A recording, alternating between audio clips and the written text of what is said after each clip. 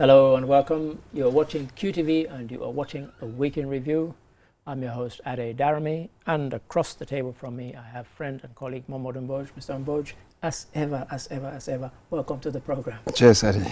Thank you. And although I've said as ever to Mboj, I can't say as ever for Lamindi Sonko. Due to a technical matter, he's not with us this week, but hopefully he'll be back with us next week. Now, anybody watching this for the first time or the 100th time, quick resume of what it's all about. It's called the Week in Review for a very good reason. What's that reason? We go through 10 stories that we've chosen and we think they're interesting and they're worth another kick around. So what's on the menu? Well, Sana Manjang, one of Yahya Jammeh's enforcers, the team people now refer to as the junglers, has not only been captured, he's now been brought to court here in the Gambia. Also, we look into the matter of doing politics in the Gambia. Is it too expensive, and is it excluding certain parts of our society? And also the Sadauda Jawara moot court competition had a very interesting topic this year. I won't spoil it for you, I'll tell you when we get to the story. Also in neighboring or not too far away Benin, it's still in West Africa, there was a coup and then there wasn't a coup. And now there's a fight for sort of hearts and minds about, everybody's trying to fight to get hold of the kind of the narrative of the coup, and the man who supposedly led it is still at large. And also CorpsAfrica, they've sworn in some new volunteers. And what's interesting about that is that the numbers have gone up. We also go abroad. We go to Côte d'Ivoire, where Alassane Ouattara has been sworn in for a fourth term, got almost 90% of the vote. And also we look at the first ever inter-school chess competition here in the Gambia. So just some of the stories, not all of them, that you're going to see and hear us discuss on tonight's show. So the one we have to start with is the one I started with. Sana Manjang has appeared in court after he was apprehended in Casamance, extradited to the Gambia, and now he's had a day or two in court. Have a look, have a listen.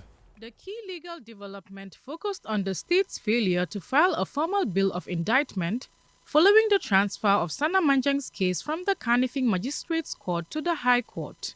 Manjang, a former member of the paramilitary unit accused of widespread human rights abuses under the Jammeh regime, was arrested in Senegal in a joint security operation in late November 2025. And is currently remanded at the Mile 2 State Central Prison. Manjang faces up to 3 counts of murder, a capital offense stemming from the killings of veteran journalist Daida Haidara, Ndongo Mboob and Haruna Jammeh between 2005 and 2006. In her ruling, presiding Judge S.K. Jobate noted that the law allows the state a 7-day period to submit a bill of indictment following a case of transfer. Since Manjang's case was assigned to the court on December 4, 2025, the court is still within the appropriate time frame to formalize the charges. The judge ultimately denied the immediate bail application and granted the state until January 12, 2026 to file the bill of indictment. Adjourned till 2026 January. Mr. Mboj, there's so many angles to this, one doesn't even know where to come in. A jungler, nobody thought would be captured.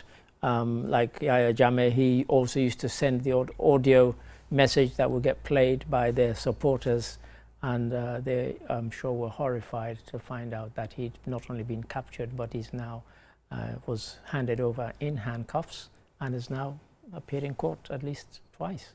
Absolutely. I'm arrested in Senegal, I understand, Indeed. in a joint operation.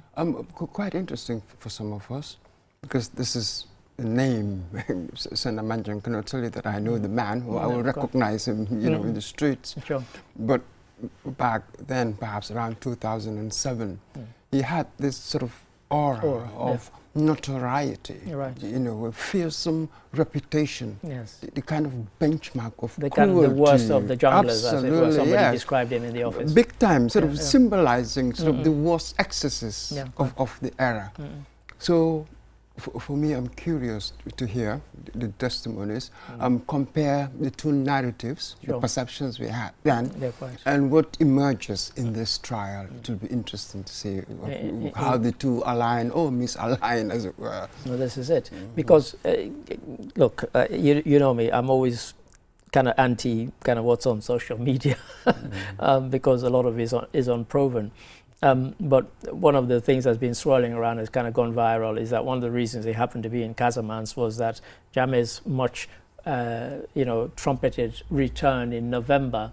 And this was all part of that he was kind of somehow meant to be part of the advance force, and they tracked them and so on. We don't know. It'll probably come out in court. It might not, because security services don't tend to reveal how they managed to ensnare somebody. But it was alleged that, this was all part of that. And of course, many people, not many people, some people have been saying that, oh, this is what led to it. But interesting you said is that, he had this aura of notoriety, and the minute he was captured, first thing people were saying, is it true? And they almost could not believe that somebody like him with that kind of fearsome reputation had in fact been captured. Well, absolutely. And people who sort of make certain claims, you say, okay, maybe, but what's your argument? You don't get much of that, quite. With this sort of thing. So one doesn't really follow that much. And yes, the plot, the conspiracy theory, if you like. When he left, since Jammeh left, we heard information, there was a rumor that he was in Guinea-Bissau. That's right. So it appears as if he was sort of in the neighborhood, quite. For a while, wasn't he? That's right. So, yes, eventually ending up in Senegal and getting apprehended. Nothing unusual there, nothing suspicious there, that sort of thing. So. Well, this is it. And so the case is just starting, and in fact, as we heard in the report, January 12th, 2026 is when it's been adjourned to, but they did try and get, bail, his lawyers, as is their, it's their duty to try that. But the court did refuse. But also, interestingly, they gave the state time to kind of go and tinker with and file their case again. It might cause ructions down the line. Absolutely, but as we said in our report, when a case is transferred from the magistrate's court to the High Court, you've got 1 week. 7 days, 7 days. So here the defense attorney, his argument was that since there's no bill of indictment, so there's no legal charge justifying his detention. Well, that was what it was. And the reason they would put that forward was because the original charge was manslaughter. Had it been murder, it would have been different, because with the 2025 sort of act that came into force this year, you could still bail somebody for manslaughter, but you can't for murder. And so that was kind of, they then went and came back with. That's it. And even with us, it's slightly different. With the Criminal Procedure Act of 2025, there's bail option for even capital offenses. Even capital offense, that's right. It's just that the criteria, if you like, the standards are much stricter. That's right. That's right. So this was the prosecution's argument that, yes, there are conditions in which you can bail, but the defense had not addressed them. That's right. That sort of thing. Right. So that was the argument. That's right. And it appears that the judge sort of agreed with them. Absolutely. Because what they asked for the court to deny bail, well, the court denied bail. On that ground. On that score. That's right, So we wait and see what happens in January. But, very interesting. And of course, people go back to, was it Malik Jatta? Yes. Who gave quite compelling evidence including the bit of about the missing ear during the TRRC. So this kind of fearsome reputation was somehow enhanced, if one could say that, even by what we heard during the TRRC. Absolutely, and when you look at the 3 counts of murder, I think Malik Jatta in that context was when Deda Haidara, I think it was in Deda Haidara's death. That's right. There you have also Ndongo Mboup, who was a businessman, and Haruna Jammeh, the former president's cousin. So extraordinary here in many ways. Reed Brody, the human rights lawyer, very much involved in our case and was very instrumental in the prosecution and conviction of Hissène Habré in Senegal. So he knows what he's talking about. I think he's looking forward to the testimony of Sana Manjang himself. He calls it sort of a nail in the coffin, potential for nail in the coffin kind of testimony. So we'll wait and see. And he's a person who knows what he's talking about, given his experience. He does indeed. Thank you for that. He does know what he's talking about. Thank you for that. And on to story number 2, a very different story. In the Gambia, you know, the representations of certain sectors of the society in politics limited to certain kind of predefined roles. Women, you know, you see them singing, dancing and chanting and so on, and yet their representation in the kind of electoral politics is very, very low. So some folks have been looking at this quite recently. Have a look and have a listen.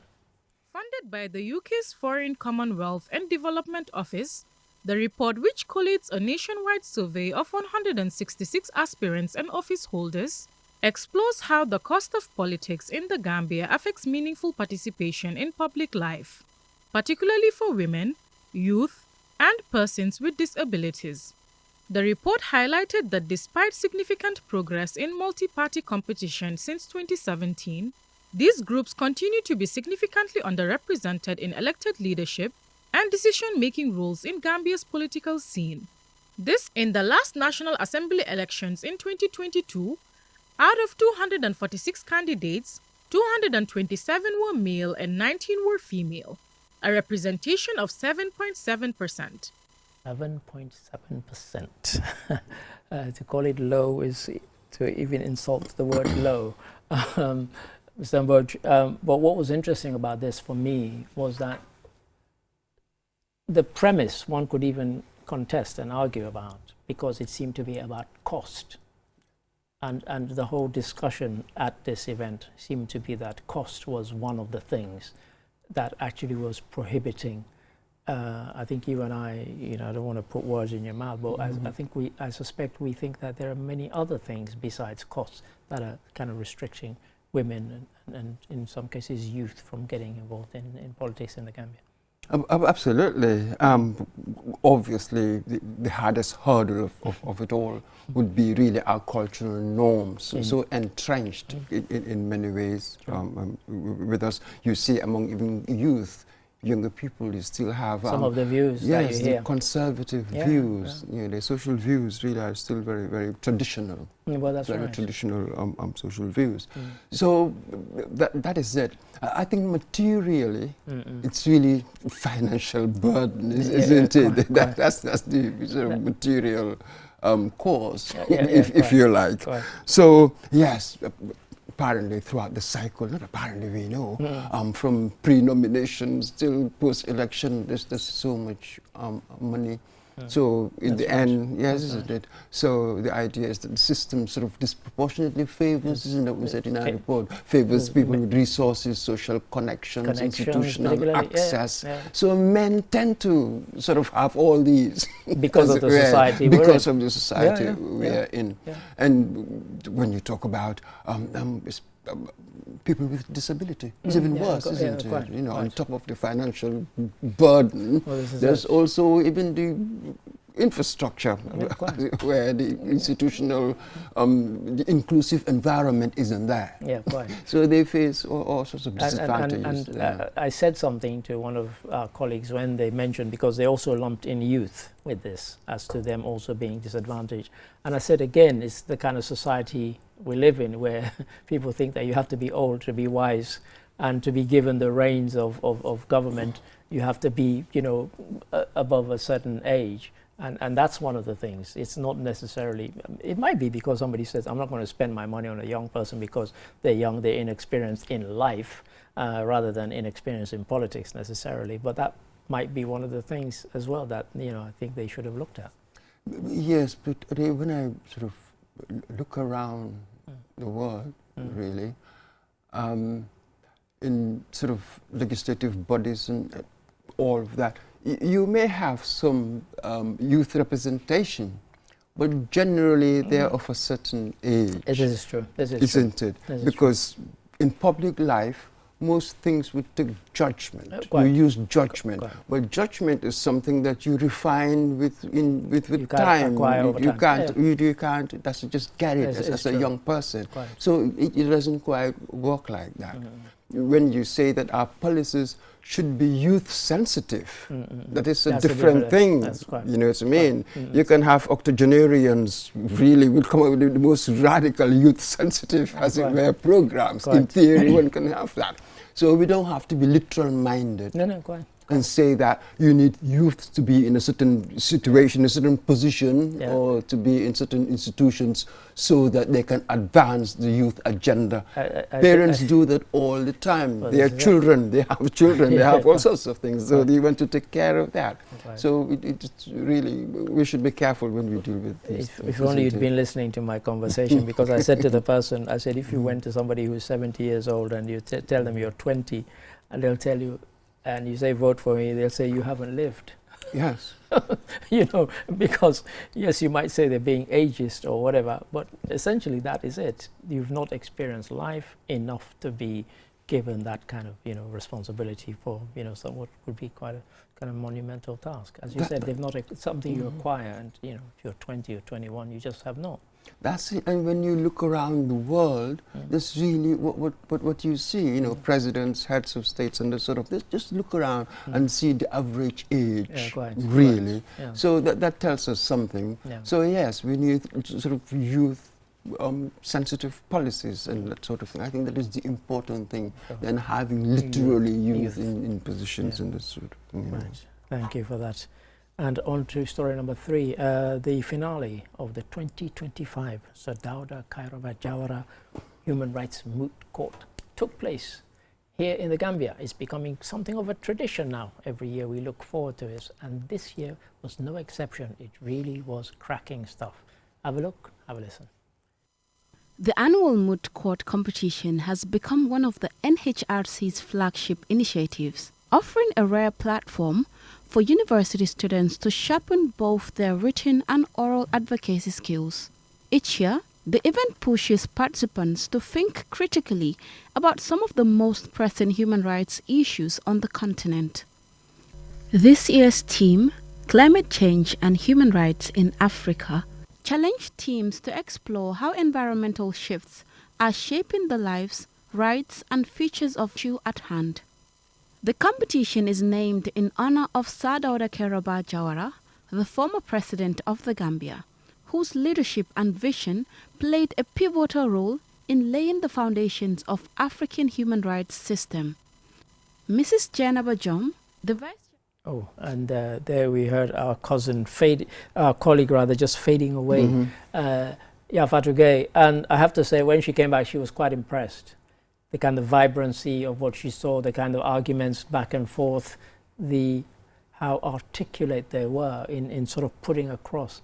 And what she liked about it wasn't a kind of abstract theme that was chosen, you know, human rights, climate change, things that we face right now.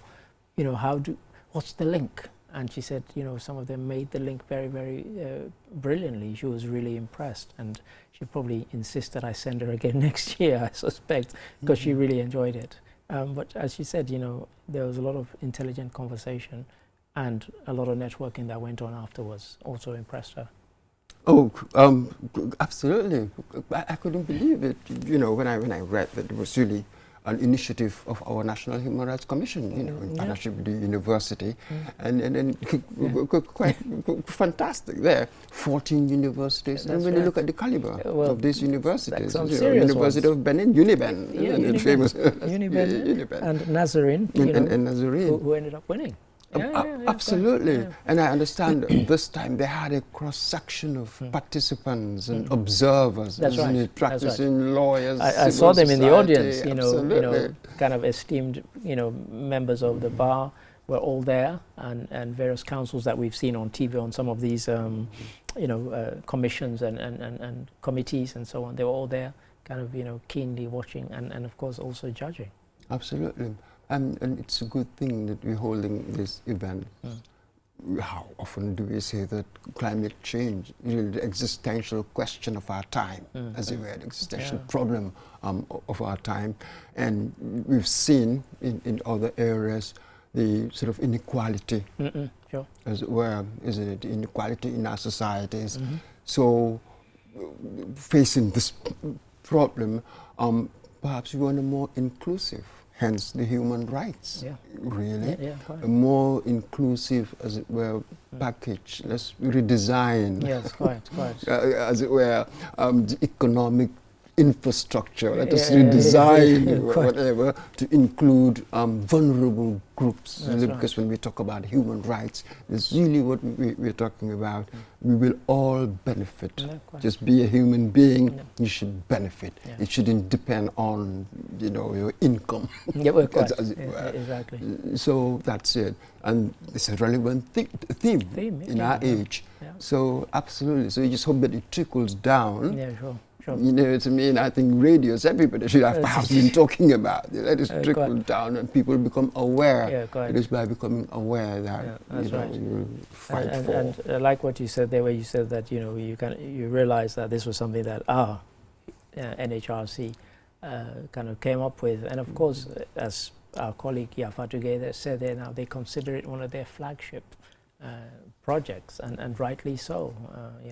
And if people haven't seen our reports, they can go and check it online, and it gives the kind of good sort of flavor of what went down, and so absolutely.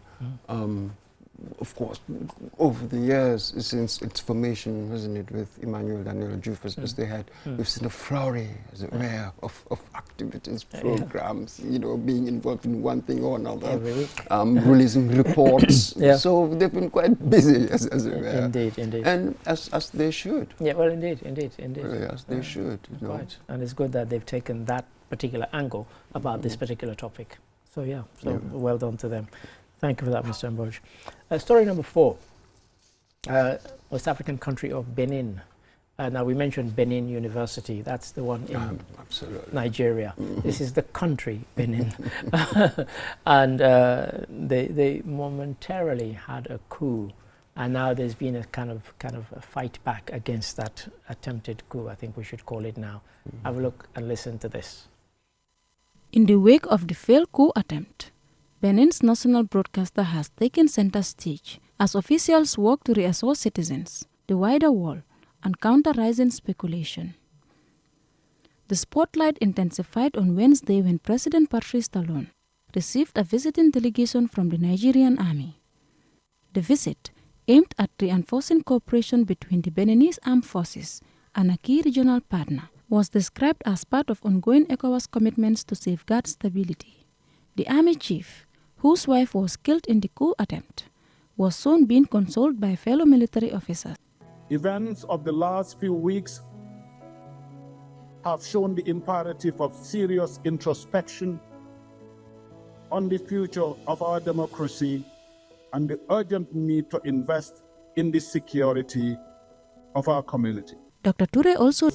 Before I go any further, may I crave your indulgence, applaud the rapid intervention of ECOWAS under Nigeria's leadership in Benin. Praising Nigeria's leadership in Benin, which is another topic altogether, based on the reaction it got in Nigeria with that country's own. But nonetheless, there was another clip in this report where we mentioned the fact that Dr. Toure went on to talk about how we need to strengthen security in our sub-region, which got misinterpreted, and saying that he'd declared a state of emergency, but that's another matter. But they could not have held this meeting without mentioning Benin, and of course they also mentioned what happened in Guinea-Bissau. Very, very concerning. West Africa becoming a kind of coup central of Africa. Yet another coup would have been really, really a painful one had it succeeded. That's it, one on the back of the other. Just the other day, Guinea-Bissau and now Benin. And yes, and Nigeria realized the seriousness of it. And it wasn't just Nigeria and Cote d'Ivoire as well, really. They were very much a part of it. They realized that they had to act immediately. That's right. You know, for geopolitical reasons, really. Because many pockets, as it were, of insurgency activities. You really cannot allow Benin to have another military in charge. And we've seen how all these coupists, you know, people who have toppled civilian governments, how these military regimes, how they are performing. Even though that was the reason, was the rationale, at least one of them, for them to take over, to topple the legitimate governments. So this is it. So this was a decision that they had to take. And many analysts really congratulating them on the swift decision that they had taken. This is it. And the thing that I have to say this on air that shocked me was that minutes after it was announced there'd been a coup, I went on a few Gambian pages on Facebook, and several of them, Gambians were congratulating them on the coup, thinking they'd succeeded. And I, being me, I went on, I was telling them, well, they haven't succeeded, and I'm not sure why you're rejoicing. Because, you know, it's a kind of, you know, denial of legitimacy. We've just seen it in Guinea-Bissau. And, you know, there didn't seem to be any legitimate reason for this particular one. I wish we'd shown the clip of them just, you know, a minute before they made their announcement. They're all busy checking their mobile phones, and it was all shown live on TV because they went to the TV station, told them to stop broadcasting and say we were about to make an announcement. It took them about 90 seconds or so to kind of decide who was going to make the announcement. And then they were trying to read the thing on their phone. In the end, they gave up and just, it was pathetic. So straight away, they looked like a kind of ramshackle, kind of ragtag bunch of people who didn't seem to have a clue what they were doing. But as you rightly say, in the region, there was a realization of how serious this would be had it been allowed to succeed, even though it didn't seem to have popular support on the ground. And you know, yeah, that's it. They stepped in quickly. And it seems that these people are being emboldened because they've seen past coups, they all succeed with little consequence, which is easy. Look at what's happened. Look at what's happening in Guinea-Bissau, for instance, most recently. So this is it. When there was what one analyst said, that the sort of the recent wave of coups possibly highlights the weaknesses of the regional bloc, as it were, in safeguarding democratic governance. So it's quite interesting that it is put in such terms. Well, this is it, yes. But a kind of interesting sideshow to all of this was how it was greeted with glee by the Alliance of Sahel States, who then started putting out fake videos and pictures I mentioned to you, including pictures purportedly showing Talon having been arrested and being escorted away by the gendarmerie. They put out pictures supposedly of crowds of Beninese people chanting for the soldiers and welcoming them, none of which happened, of course. And so now the fight has been about kind of, they now have a 1-hour program every night, kind of just trashing the fake news on state TV, which is quite, I'm sure that must be a first.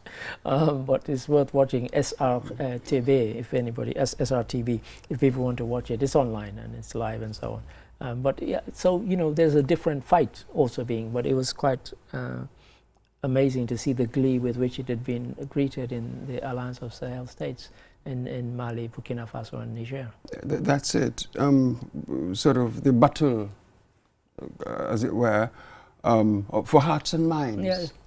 And they want to present their model as really the solution to our problems. You see, others are joining us as well. That was the narrative. That sort of thing. That was the narrative, that sort of thing. So that's it. So, of course, when the coup didn't succeed, of course, disappointed.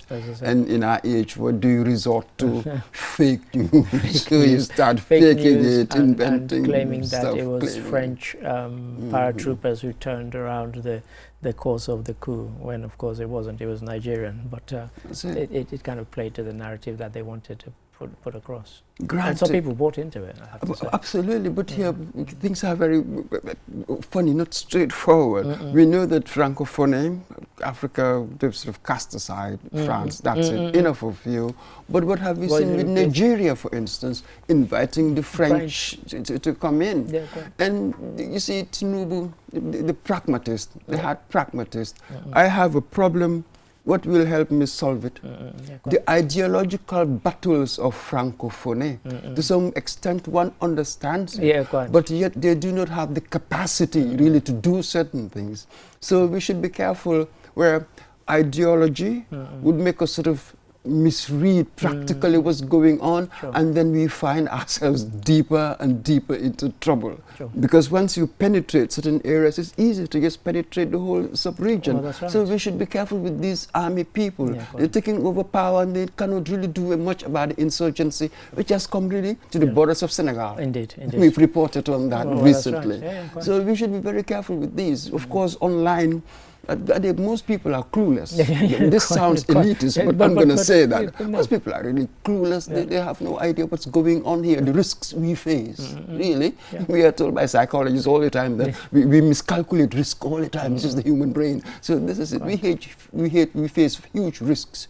And with these military men, because they are slick on social media, PR.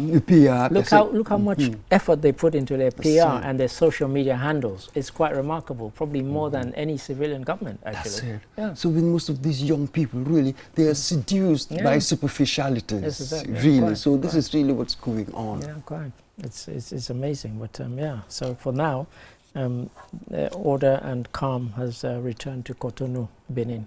Thank you for that, Mr. Mboj. Story number 5, very, very different one. You know, we talk about all sorts of things to kind of use the energy of youth. Well, one of the things that's been doing is CorpsAfrica. And it's kind of, I won't spoil what it's based on, you'll hear in this report. Have a look, have a listen. CorpsAfrica, a non-governmental organization modeled on the Peace Corps, provides young Africans with the opportunity to serve as volunteers within their own countries. The incoming group has undergone intensive training and will soon be deployed to rural communities for a year, where they will help identify and implement small-scale, high-impact projects in partnership with local residents. At the event, officials underscored Africa's mission is to transform young Africans into change makers, with the vision to make Africa take its development into its own hands through the empowerment of our local populations. To this end, CorpsAfrica's model is centered around values that promote local ownership, and our core values are locals helping locals, collaboration, listening and capacity building, monitoring and evaluation, accountability and transparency. CorpsAfrica has steadily. And it was interesting to hear from some of the volunteers who were at the end, the court who were departing, talk about how the experience had opened their eyes, changed them, etc.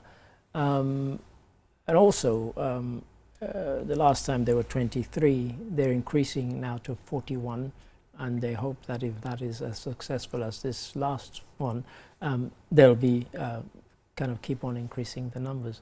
But as we heard there, modeled on the Peace Corps, obviously, and quite an interesting concept the Peace Corps was in itself. Absolutely. So that they will go to remote areas, which is really so important, isn't it? And that's really what the Peace Corps, that's what they're known for. Going to isolated areas where nobody would want to go, really. But you go in there, engage. Yes, you live in the community. You live in the community. You don't live in a hotel and come and Absolutely. Do your thing and then go back to your hotel. You're part of that community for the duration. That's it, and it's genuine engagement, isn't it?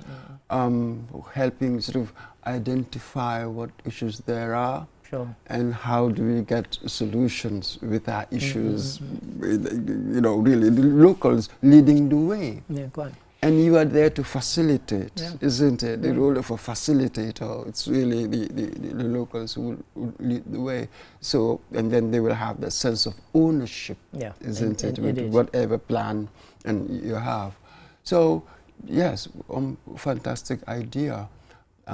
maybe there should be more of this sort of volunteering, as it were, people with skills or knowledge and that sort of thing, volunteering to serve in these underserved areas. Well, this is it, because some of the ones that we saw that were Peace Corps, I mean, they came with, you know, kind of modern farming skills and were able to say to people, look, we're not bringing machines, even what you're doing with your hands, there are better ways of doing it, because we've learned these better ways, you know, and we can kind of help you kind of improve your crop yield and all these things. And so it's kind of similar thing here, kind of skills transfer, because what one of them said is that they were actually genuinely surprised about how much they learned, because a lot of us, we kind of live in urban areas, we think we know everything, you know, because we've got the internet, we've got TV, we've got this and that.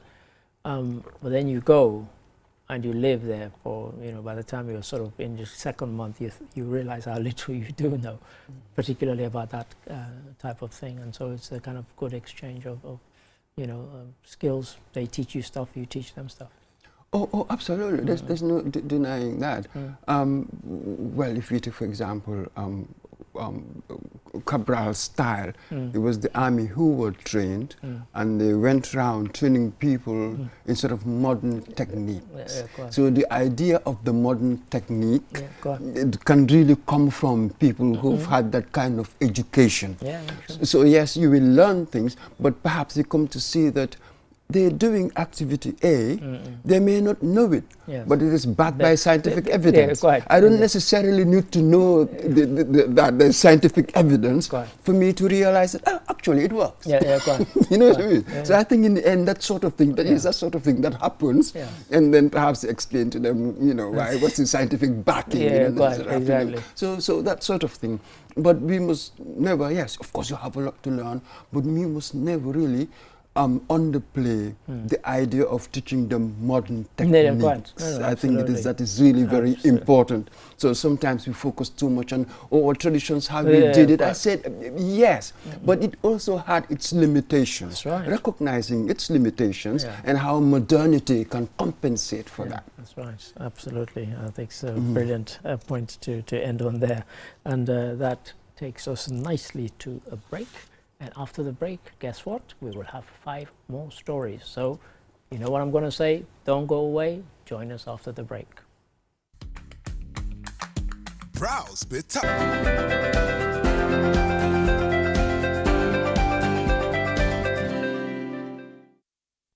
Hello and welcome back. If you're with us in the first half, welcome if you're just joining us for now. And if you're just joining us for the second half, then of course you've missed some very, very good stories. But of course, those who are regulars know that it means we still have 5 very good stories still to go, including this next one. Alternative Dispute Resolution Secretariat. They held a workshop to validate their communication strategy plan. Why did they need to do that? This clip might tell you. Have a look, have a listen. The Alternative Dispute Resolution Secretariat, ADRS, was established in 2008 to provide an alternative avenue for resolving civil disputes outside of traditional litigation processes through mediation, conciliation, arbitration, and negotiations.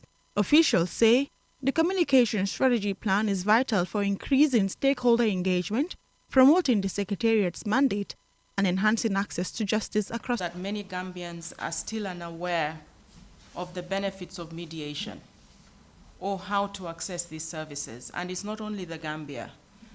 I am a legal practitioner from my own country, that's Uganda. Many people did not even embrace the idea and notion of alternative dispute resolution, let alone mediation, which is one of them. Mr. Mboj, it's a kind of curious thing because we were talking earlier and you were talking about some of the kind of African traditions. And we had certain traditions, including dispute resolution, before we embraced the kind of statutory law. And now we're trying to kind of, it's almost kind of trying to balance the two, isn't it? And so it's quite, and yet because we get so absorbed in the kind of, you never hear somebody saying, I'm going to take you to the kind of the local, it's, you know, I'll sue you. or as they say in Gambia, I'll sue you to court. You know, so you know, we kind of get swept up along with that, and as we heard there's some disputes that actually you don't need to go down that route. You can have counseling, you can have mediation, you can have arbitration, and reach a settlement that's just as fair and equally just. Absolutely. I think the main difference is that now we talk about rights-based stuff, whereas in traditional society, custom-based or norm-based, as it were. But this is it. Mediation, arbitration, things were integrated. You know, the family elder, I don't know, even your neighbor. Yeah, quite. But for every kind of conflict, quite. You could potentially go to whoever, the imam, whoever, but there was somebody. We didn't give it a fancy name. No, but we didn't give it a happened. fancy name. That's it. So there would always be somebody who would come and mediate. Quite. So this is it. It's like we're having to sort of rediscover. That's the point I was getting at. You know, that's it. Quite. We are having to rediscover that. Yeah. And absolutely, it can cover a wide range of issues. Indeed, conflicts, wouldn't it? Yeah. And then it would release the burden on the court system, which is now chock-a-block, I understand, with the cases, as it were. This is so it. Yes, so the strategy plan that they validated was a kind of about taking it wider to the public, on the radio, on TV, in newspapers, in communities, to get people to embrace the idea again, almost embrace it afresh, and say, as you said, this is almost like rediscovering something that was there all along. We didn't call it that, but that's what it was, you know. And now we're being taught to get used to it again, because it is one way of resolving disputes. Our interviewee there in that clip at first said most people were not aware, and then afterwards she said people have not embraced. She was talking about different in Uganda, absolutely. Context. So the different things here, that's it. If I'm not aware of it, I cannot embrace it. But now the other bit, you could have people being aware of it, but they don't want to embrace it. Why is that? That's it. So what really is the issue? Yes, is it awareness per se, or is it sort of wanting to partake, embracing it, as it were? So once we understand that, then how do you package it? So this is what a communication strategy. That's what they're working on. They're validating that. That's it. How do you package it? How do you tap into sort of the culture, the norms? How do you tap into that for a buy-in, for people to have that buy-in?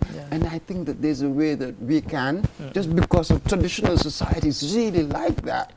So what institutions do I need to put in place? That's right. I have a feeling that here we're going to have to be innovative. Yeah, quite. What do I have to put in place to tap into that? That's right. You know, to tap into the roots. Because as the cliche goes, in a way, they're kind of pushing at an open door. Yes. Because it's there already. It's there already. But how do you, without being too kind of restrictive, how do you formalize it so that it's the same here, and everywhere else? You know, so you don't go one place in the country and find it's being, you know, dispute resolution is being, you know, practiced in this way. You go somewhere else and it's completely different. And that's kind of what they're trying to kind of get across, you know, the whole of the country.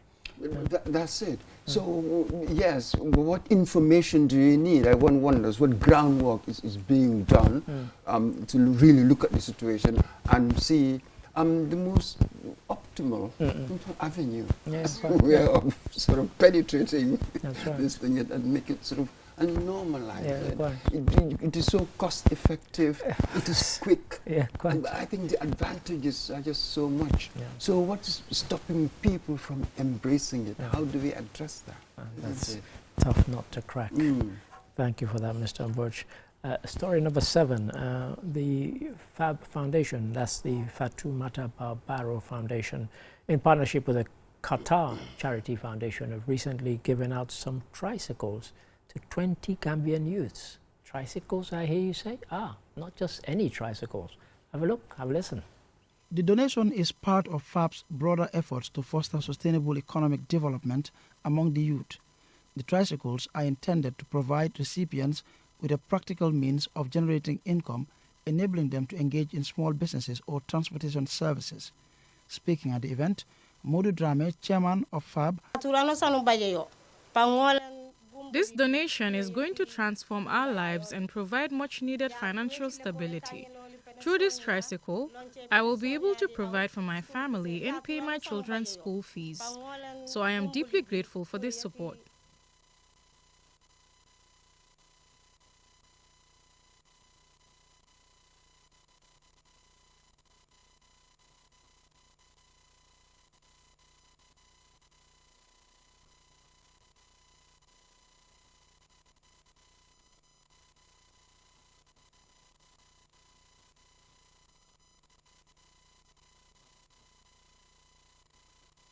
And there we heard a young lady saying what it meant to her and could mean to her. Somebody at the beginning there, I said tricycles, not just any tricycles. They're kind of specific kind of tricycle carts that people can use for all sorts of things, you know, transporting goods. You know, you can obviously start a business with it, and that's the whole intention. Somebody in the office said 20, that's quite a small number. Well, you know, 20 is more than none. And so, you know, we're looking at ways and means to actually encourage youth. And it was good to see that it was a mixture of men and women that were being given these tricycles.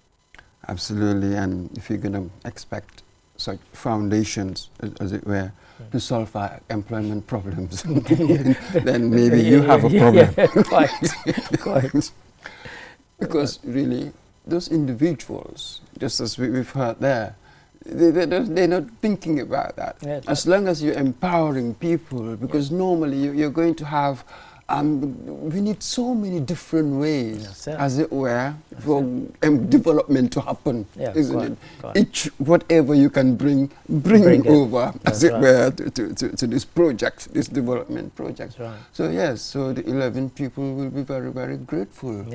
What, creating 20 20 Gambian youth. 20 Gambian youth, I said, you know, create your own micro enterprise. Well, this is it. And of course, you could then end up employing other people, you know, register your business, you start paying taxes, and then the whole cycle. And we heard there, you know, I'll be able to earn a living, I'll be able to pay school fees and so on, and on and on, you know. So yeah, but as you said, it's a scheme of this nature is not going to solve our what is a crisis, but it is, you know, every little. And if we have 100 like this or 1,000 like this, then yes. You know. Foundations by their nature, quite. Isn't it? Can really do so much. Yeah, quite. You know, it's a national project, so you're going to have indeed everybody, as it were, to have hands on deck. So it is easy to say that, I don't know, cheap publicity, because she is the wife of the president. So the 10K will the politics. Inevitably, we will come in, creep into it. Everywhere. But surely 20 recipients wouldn't mind at all. They wouldn't care. Thank you for that, Mr. Mboj. Story number 8. We talk about Ministry of Health. This one was an unusual one, to do with cancer control. And there was a link with a charity that started in the Kingdom of Saudi Arabia. Yes, have a look, have a listen. Initiative, founded by Her Royal Highness Princess Rima bint Al Said, is a global effort focused on expanding access to cancer-related services, particularly for women and girls.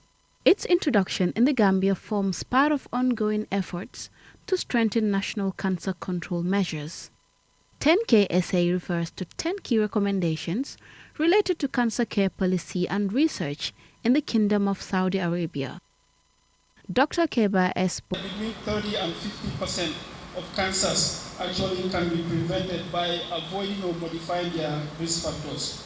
And this is done through adopting healthier lifestyles, which include avoiding tobacco use, avoiding excessive use of alcohol consumption, or maintaining healthier diet, being physically active, reducing exposure to radiations, and getting vaccinated for HPV virus, hepatitis. There you have it, and the KSA, Kingdom of Saudi Arabia, 10 KSA, the initiative. And when you delve into the history of it, it was that there where you thought, you know, slightly more kind of informed society, and yet women were sort of presenting late. And so, you know, this whole thing started, and apparently, based on their publicity, it's had quite an impact there because of course, who's leading it, a member of the Saudi royal family, about increasing awareness about prevention and control. And a lot of, apparently, the talk was about, you know, diet and that sort of thing, and what people needed to do to actually stave off some of the sort of cancers that particularly women were susceptible to. That's it. But particularly that late presentation. Yeah, quite. That's really the key, isn't it? Then the options, yeah, quite, as it were, for treatment become limited. Very limited. So I think that's really where this organization is really helping to increase more screening, and then targeting young women, screening, because I think if we get them young to embrace it, then, you know, they stand better chance of doing it. Yes, absolutely. Absolutely. Yeah, and when you look at our situation, apparently the statistics really, we're what, 79 per 100,000, which is like the expected range, sort of in Africa. Yeah. That's it. It's just the thing is the treatment rate is so low. Yeah. Indeed. That is key. So there's high mortality. High mortality. A lot of what we do is actually palliative care rather than actually curative treatment. Because because we don't, you know, and so people present late, and when they present late, then all you can do is palliative. You can't, you know, absolutely, you can't even cure. So yeah, all these things. So an initiative like this, I think, is one that's to be welcomed. That's it. So trying to encourage early detection. That's right. Where, and I think vaccination as well. There are vaccinations that exist, Yeah. and on other options, Yeah, as it were, more awareness and exposure. You know, getting more people, as it were, to test and the like. That's right. So. Yes, we need more organizations of this sort, really. Yeah, bring it on. Thank you for that. Story number 9. We've featured chess stories before, but the Gambia has never had a national inter-school chess tournament until now. Have a look, have a listen. A memorandum of understanding with the Ministry of Basic and Secondary Education. After that signing of the memorandum of understanding, our organization invited a representative from the International Chess Federation Education Commission, Ms. Ansel Lobsher. She joined us all the way from South Africa for a 4-day preparation of teachers course, which is a teacher training workshop where we teach teachers how to use chess as a game-based learning tool. Matthew Aziz. I feel amazing and so proud of myself that I could actually come to a tournament because it's my dream. My opponent got a bit distracted, and he blundered, so that made me get checkmate in 2. Chess has taught me to be very strategic, to plan ahead, because the game, you can start good but end badly. It's all a matter of planning, a matter of strategy, and regardless of where it goes wrong, when you lose, it's because of your mistakes. It's not because of the other person's game or whatever. It represents life in a way. It represents life. Oh, to be young, to be at that age and said, you know, it's you know, it's because of the other person's mistake. You know, it's not because of you. That's, you know, that's why you succeed, or that's why that's quite a statement. But nonetheless, chess is now being pushed, embraced.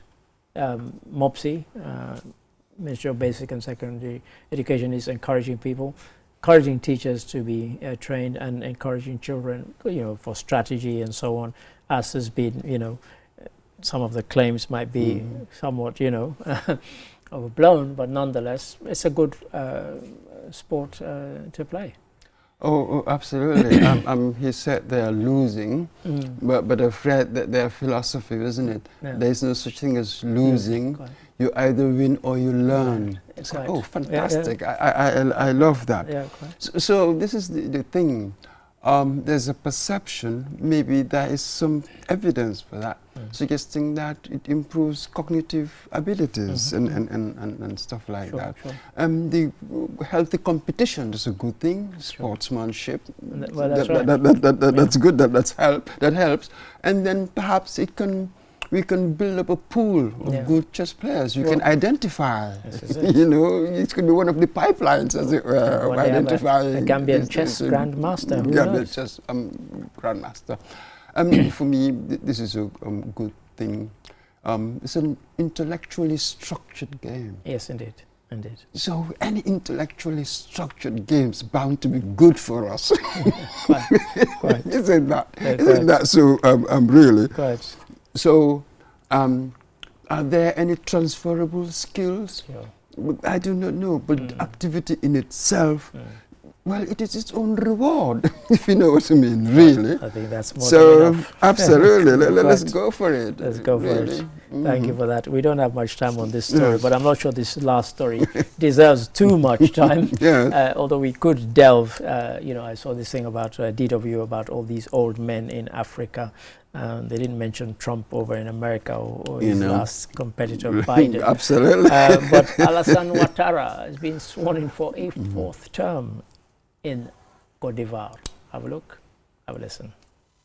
As he takes the oath of office, aged 83, Ouattara begins another mandate after securing nearly 90% of the vote in an election widely criticized for the exclusion of his main challengers, former President Laurent Gbagbo and financier Tidjane Cham, respectively, both of whom were barred for what were termed legal and nationality issues. However, regional bloc ECOWAS gave the election the green light, listing it as a success for the democratic process. Several African heads of state attended, including the Gambia's President Adama Barrow, Senegal's Bassirou Diomaye Faye, and Sierra Leone's Julius Maada Bio, signaling a regional consensus, if not for the process, then certainly on the priority of political stability. ECOWAS gave it the thumbs up, gave it I called it the green light there. I'm not sure that's the phrase I was looking for, but they gave it the thumbs up as a kind of, and I mentioned in my report there that I thought it was because it at least presented some form of stability, but is that a good thing necessarily? Ivory Coast is a difficult one. He's evidently a heavyweight, at the very least in ECOWAS, if not Africa, that sort of thing. 11 presidents, including our own, attended. That's right. So that one. And yes, economically, over the years since the 2010s, averaging 7-8% economic growth, infrastructure. So there are in many ways where he's doing good. I went in 1999. Even then, I was impressed with the infrastructure. Absolutely. So you've got the political controversies. That's the issue, isn't it? The constitutional amendment, so that he will serve another term. That's it. And then barred Tidjane Cham, who was sort of seemed like a rising, as it were, politician from Credit Suisse, and Laurent Gbagbo. So this is it. My suspicion is that the rest of ECOWAS are sort of secretly glad, not even secretly, they're glad that he won. They have no idea what Cham would have brought, as it were. With Gbagbo, I think we have an idea because he had served before. So this is a difficult one. I don't know. I don't like term limits. Quite. So maybe it's not a bad thing. That is not a bad thing. A good Even point. though he's 83. Quite. A good point to end. Thank you, Mr. Mboch. And once again, apologies that Lamindi Sonko was not here, but thank you for being with us. And until we come your way again next week, goodbye.